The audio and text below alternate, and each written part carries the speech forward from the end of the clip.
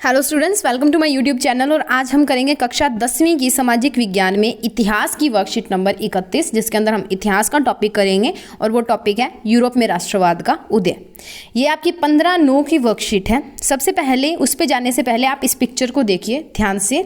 इसके अंदर आपको एक स्टैचू दिख रहा है, काफ़ी सारे लोग दिख रहे हैं, ऐसे लाइन के अंदर आ रहे हैं, उनके हाथों में झंडे दिख रहे हैं अलग अलग। ठीक है, इसमें आपको आदमी भी दिख रहे हैं, पुरुष भी दिख रहे हैं और स्त्रियां भी दिख रही हैं, महिलाएं भी दिख रही हैं। ठीक है, तो ये क्या है, ये जो हमारे फ्रेडरिक सारियू जो थे, इनकी एक पेंटिंग है। ठीक है, इनका एक प्रिंट बनाया गया है, चित्र है, जिसके अंदर ये क्या दर्शाना चाहते हैं कि ये जो स्टैचू ऑफ लिबर्टी है ना, ये लोगों के अंदर भाईचारे की भावना को उत्पन्न कर रहा है।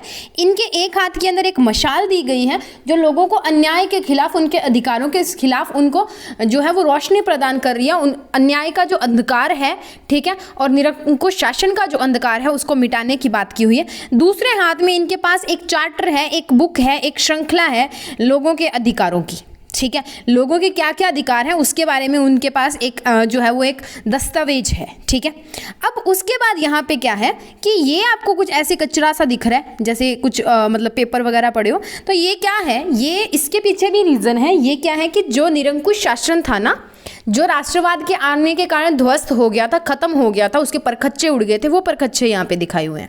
इसको दिखाने का जो हमारा कलाकार है, उसका मतलब क्या है कि वो दिखाना चाहता है कि निरंकुश शासन का अंत हो चुका है और पूरे विश्व के अंदर जो ठीक है अलग अलग राष्ट्र हैं, उनके अंदर राष्ट्रवाद जो है उसका उदय हो चुका है और लोगों के अंदर भाईचारे और समानता की भावना जो है वो उत्पन्न हो चुकी है। वो उसको दिखाना चाहता है कि ये निरंकुश शासन जो था, जो असमानता और अन्याय का शासन था, उसे खत्म कर दिया गया है। ठीक है, तो यहाँ पे देखिए राष्ट्रवाद पर फ्रेडरिक सारियू के विचार। 1848 में एक फ्रांसीसी कलाकार फ्रेडरिक सारियू ने 4 चित्रों की एक श्रृंखला बनाई। इनमें उसने सपनों का संसार रचा, जो उसके शब्दों में जनतांत्रिक और समाज गणतंत्रों से मिलकर बना है। इस श्रृंखला के पहले चित्र में यूरोप और अमेरिका के लोग दिखाए गए हैं। सभी उम्र और सामाजिक वर्गों के स्त्री पुरुष एक लंबी कतार में स्वतंत्रता की प्रतिमा की वंदना करते हुए जा रहे हैं। प्रतिमा के हाथ में ज्ञानोदय की एक मशाल है और दूसरे में मनुष्य के अधिकारों का घोषणा पत्र। प्रतिमा के सामने जमीन पर निरंकुश संस्थानों के ध्वस्त अवशेष बिखरे हुए हैं। ठीक है, ये प्रतिमा जो है, ठीक है, इसके हाथ में आप इसको स्टैचू ऑफ लिबर्टी भी बोल सकते हो, कोई जरूरी नहीं है कि आप इसको यही लिखो, क्योंकि एसएसटी की बात कर रहे हैं। ज्ञानोदय की प्रतिमा भी, इसको ज्ञानोदय की क्या आप बोल सकते हो, इसको स्वतंत्रता की जो प्रतिमा है उस वो भी बोल सकते हो। ठीक है, उसके बाद में है 1789 के अंदर फ्रांसीसी क्रांति एवं राष्ट्रवाद। राष्ट्रवाद की पहली स्पष्ट अभिव्यक्ति 1789 में फ्रांसीसी क्रांति के साथ हुई थी।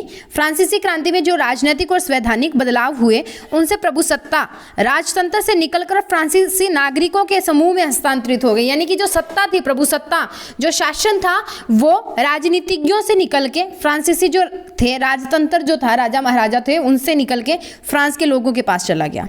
अब क्रांति ने घोषणा की कि अब लोगों के द्वारा राष्ट्र का गठन होगा और वे ही इसको नियति तय करेंगे। यानी कि फ्रांस की नियति अब वही तय करेंगे, लोगों का जो शासन बना था वही जो है वो तय करेंगे। 19वीं सदी के दौरान राष्ट्रवाद एक ऐसी ताकत बनकर उभरा जिसने यूरोप के राजनीतिक और मानसिक जगत में भारी परिवर्तन ला दिए। इन परिवर्तनों से अंततः यूरोप को बहुराष्ट्रीय वंशीय साम्राज्यों के स्थान पर राष्ट्र राज्य का उदय। यानी कि अब देखो, एक राजा था, उसके कई कई वंश होते हैं, तो वो वंशों के आधार पे जो एक राष्ट्र है वो बंट जाता है। पर राष्ट्रवाद के कारण यूरोप वो बहुराष्ट्रीय वंशीय साम्राज्यों को छोड़ के एक पूरा राष्ट्र जो है, बहुराष्ट्रीय को छोड़ के राष्ट्रीय राज्य जो है वो बन गया था, एक राष्ट्र जो है वो बन गया था। राष्ट्रीय राज्य में न केवल उसके शासकों बल्कि उसके अधिकांश नागरिकों में एक साझा पहचान और का भाव और साझा इतिहास या विरासत की भावना थी। ठीक है, उसके बाद में राष्ट्रवाद के उदय के कारण, तो पहला था निरंकुश शासन की व्यवस्था, उदारवादी विचारों का प्रसार, स्वतंत्रता, समानता तथा बंधुत्व का नारा और मध्य वर्ग की शिक्षा, शिक्षित जो मध्य वर्ग था उसकी भूमिका, उनके कारण जो राष्ट्रवाद की भावना है वो लोगों के अंदर आनी शुरू हो गई। ठीक है, उसके बाद में चलते हैं और क्वेश्चंस को डिस्कस कर लेते हैं। आसान से क्वेश्चन है, चलते हैं क्वेश्चंस पे। फर्स्ट क्वेश्चन है बच्चे, 1789 की फ्रांसीसी क्रांति राष्ट्रवाद की पहली स्पष्ट अभिव्यक्ति थी। स्पष्ट कीजिए, ये कथन जो है इसको हमें स्पष्ट करना है। मैंने 2 उत्तर लिखे हैं, आपको जो अच्छा लगता है आप लिख लें, क्योंकि मैं अच्छे से अच्छा कंटेंट लाने की ट्राई करती हूँ, एक से ज़्यादा, जिसका जैसा स्वभाव है वो वैसा उत्तर लिख ले।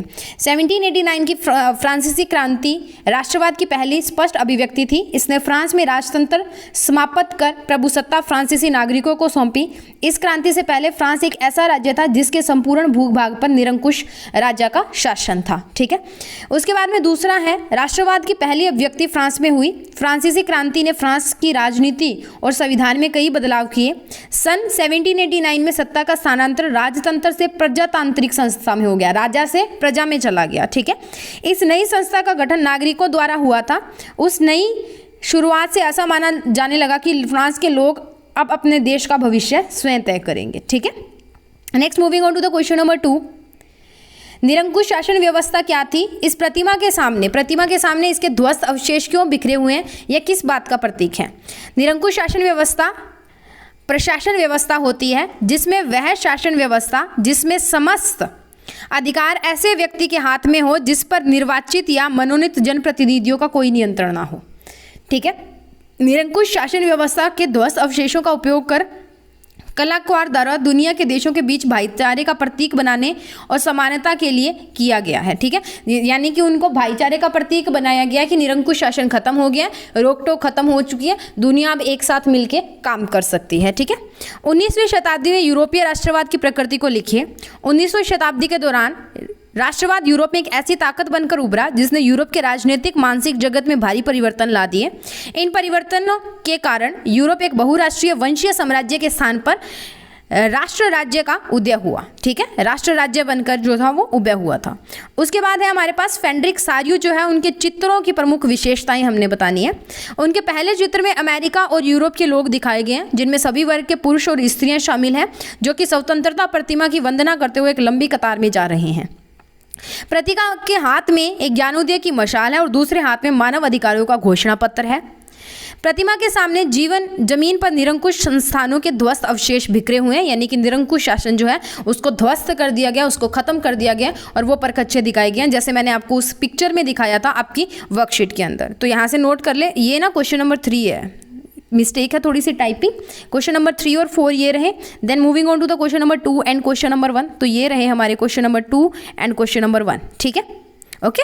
सो इसी के साथ हमारी वर्कशीट यहाँ पे खत्म होती है।